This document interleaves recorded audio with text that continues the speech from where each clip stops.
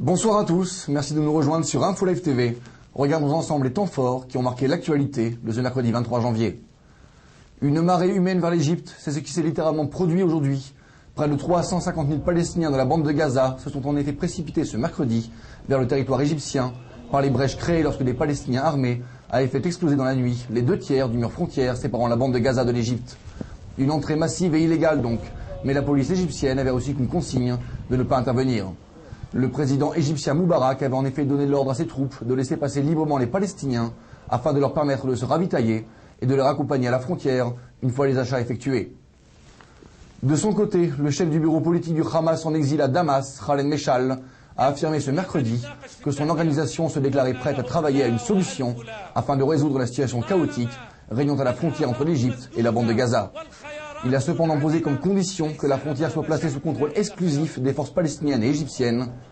Pour rappel, après le retrait israélien de la bande de Gaza, le contrôle de la frontière avait été confié à l'autorité palestinienne de Mahmoud Abbas sous l'égide de contrôleurs de l'Union européenne. À moins d'une semaine de la publication du rapport final de la commission Vinograd, un rapport alternatif rédigé par les parents des soldats israéliens tombés durant les combats de l'été 2006 a été transmis à la Knesset ce mercredi. Dans ce rapport, les parents endeuillés réclamaient notamment la démission sans appel d'Ehud Olmert en raison de ce qu'ils ont nommé son échec et son incapacité à mener la guerre. Dans des mots très durs, cette commission alternative a déclaré le Premier ministre, je cite, directement responsable de la mort de leurs enfants. Au moment où les Nations Unies débattaient encore aujourd'hui d'un projet de résolution visant à condamner Israël, le président iranien Mahmoud Ahmadinejad a ce mercredi ouvertement déclaré que les actions du Conseil de sécurité contre son pays étaient, je cite, illégales et de toute façon sans conséquence. Il a de plus mis en garde le Conseil de sécurité des Nations Unies de ne pas, selon lui, répéter les mêmes erreurs. Plus tôt dans la journée, les 5 membres permanents du Conseil de sécurité, ainsi que l'Allemagne, étaient tombés d'accord sur un 3e texte de sanctions contre l'Iran et son programme nucléaire. Enfin, sport pour terminer avec une nouvelle belle performance pour Shahar Peer. La joueuse de tennis israélienne, ainsi que sa partenaire, la Biélorusse Victoria Azarenka, ont toutes deux remporté hier soir une nouvelle victoire en double dans l'Open d'Australie et se placent désormais dans la course pour la demi-finale. Shahar Peer, qui avait été éliminée du tournoi en simple au 3e tour, devient maintenant la première joueuse de tennis israélienne à atteindre les demi-finales dans un tournoi du Grand Chelem.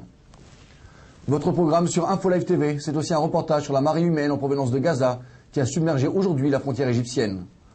Retrouvez aussi l'interview des habitants de Jérusalem-Est qui nous livrent leur impression sur le destin de la ville. Enfin, découvrez aussi un document impressionnant sur le désespoir profond des habitants de Sderot. Merci de nous avoir suivis sur InfoLive TV. Rendez-vous demain en direct de Jérusalem pour un nouveau regard sur l'information. Très bonne soirée à tous. Découvrez en avant-première le nouveau service d'InfoLive TV. Recevez gratuitement chaque jour, en vidéo, les informations d'Israël et du Proche-Orient sur votre mobile. Pour vous abonner, entrez sur notre site www.infolive.tv et cliquez sur la bannière Service téléphone mobile. Aujourd'hui, le monde entier parle d'Israël. Mais qui parle d'Israël au monde entier, en temps réel, en 4 langues et en direct de Jérusalem? Infolive.tv, la première chaîne de télévision internationale israélienne. 24 heures sur 24, 7 jours sur 7, suivez de l'intérieur l'actualité d'Israël et du Moyen-Orient. Des reportages, des interviews, un grand journal et des flash infos en images dès que l'actualité l'exige. Infolive.tv, votre regard direct et vrai sur l'actualité d'Israël. Retrouvez InfoLive sur internet www.infolive.tv.